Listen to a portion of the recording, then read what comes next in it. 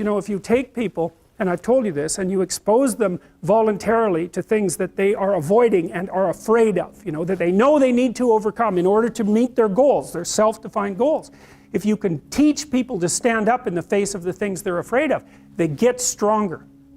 And you don't know what the upper limits to that are, because you might ask yourself, like, if for 10 years, if you didn't avoid doing what you knew you needed to do, by your own definitions, right, within the value structure that you've created to the degree that you've done that, what would you be like? Well, you know, there are remarkable people who come into the world from time to time, and there are people who do find out over decades-long periods what they could be like if they were who they were, if they spoke their being forward.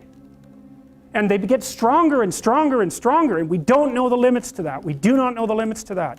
And so you could say, well, in part, perhaps the reason that you're suffering unbearably can be left at your feet, because you're not everything you could be, and you know it. And of course, that's a terrible thing to admit, and it's a terrible thing to consider, but there's real promise in it, right? Because it means that perhaps there's another way that you could look at the world, and another way that you could act in the world, so what it would reflect back to you would be much better than what it reflects back to you now.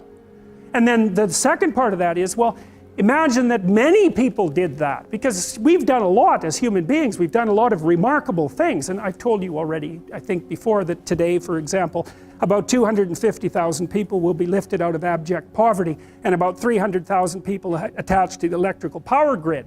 We're lifting people out of poverty collectively at a faster rate that's ever occurred in the history of humankind by a huge margin. And that's been going on unbelievably quickly since the year 2000. The UN had planned to have poverty between 2000 and 2015, and it was accomplished by 2013. So there's inequality developing in many places, and you hear lots of political agitation about that. But overall, the tide is lifting everyone up, and that's a great thing, and we have no idea how fast we could multiply that if people got their act together and really aimed at it.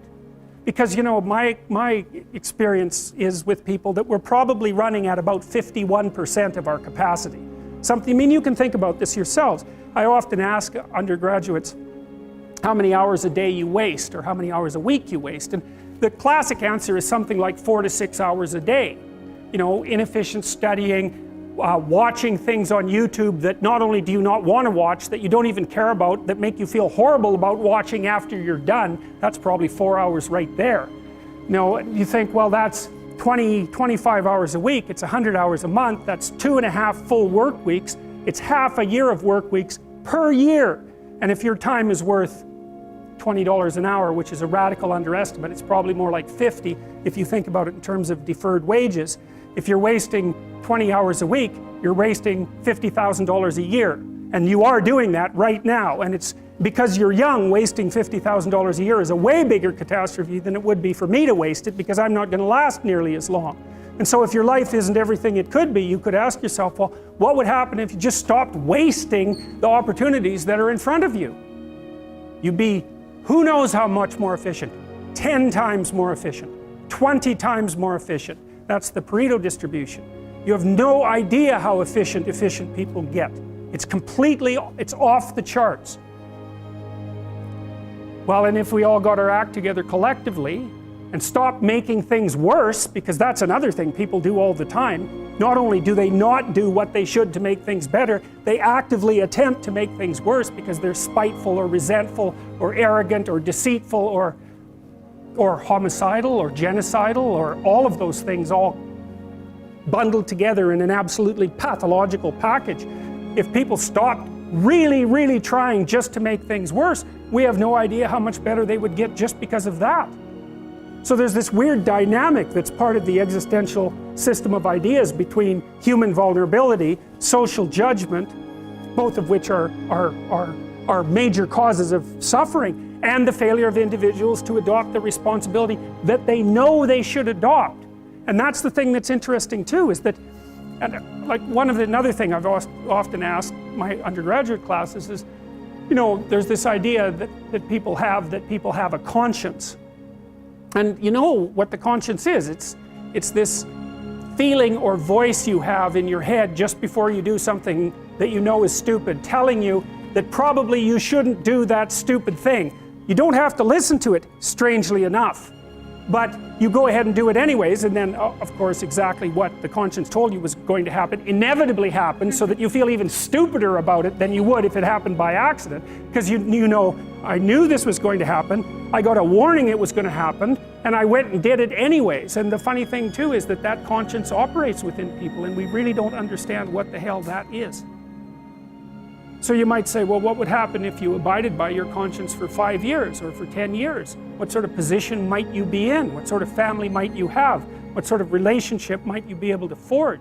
And you can be bloody sure that a relationship that's forged on the basis of who you actually are is going to be a lot stronger and more welcome than one that's forged on the basis of who you aren't.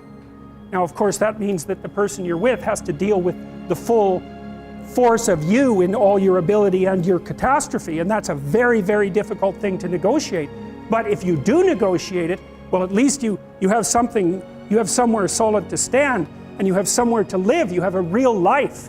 And it's a great basis upon which to bring children into the world, for example, because you can have an actual relationship with them instead of torturing them half to death, which is what happens in a tremendously large minority of cases.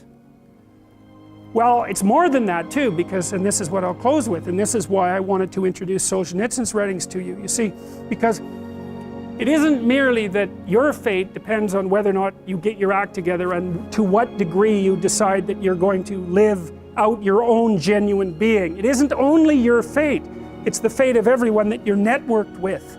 And so, you know, you think, well, there's 7 billion people in the world. We're going to peak at about 9 billion, by the way, and then it'll decline rapidly, but 7 billion people in the world, and who are you? You're just one little dust mote among that 7 billion, and so it really doesn't matter what you do or don't do, but that's simply not the case. It's the wrong model, because you're at the center of a network. You're a node in a network. Of course, that's even more true now that we have social media. You'll know 1,000 people, at least, over the course of your life. And they'll know 1,000 people each, and that puts you one person away from 1 million, and 2 persons away from 1 billion. And so that's how you're connected, and the things you do, they're like dropping a stone in a pond. The ripples move outward, and they affect things in ways that you can't fully comprehend, and it means that the things that you do and that you don't do are far more important than you think. And so if you act that way, of course, the terror of realizing that is that it actually starts to matter what you do. And you might say, well, that's better than living a meaningless existence. It's better for it to matter. But I mean, if you really asked yourself, would you be so sure if you had the choice? I can live with no responsibility whatsoever. The price I pay is that nothing matters. Or I can reverse it and everything matters. But I have to take the responsibility that's associated with that. It's not so obvious to me that people would take the meaningful path. Now, when you say, well, nihilists suffer dreadfully because there's no meaning in their life, and they still suffer, yeah, but the advantage is they have no responsibility. So that's the payoff, and I actually think that's the motivation. Say, well, I can't help being nihilistic, all my belief systems have collapsed. It's like, yeah, maybe you've just allowed them to collapse because it's a hell of a lot easier than acting them out. And the price you pay is some meaningless suffering, but you can always whine about that and people will feel sorry for you, and you have the option of taking the pathway of the martyr, so that's a pretty good deal, all things considered, especially when the alternative is to bear your burden properly and to live forthrightly in the world. Well, what Solzhenitsyn figured out, and so many people in the 20th century, it's not just him, even though he's the best example, is that if you live a pathological life, you pathologize your society. And if enough people do that, then it's hell. Really. Really. And you can read the Gulag Archipelago if you have the fortitude to do that, and you'll see exactly what hell is like. And then you can decide if that's a place you'd like to visit, or even more importantly, if it's a place you'd like to visit and take all your family and friends. Because that's what happened in the 20th century.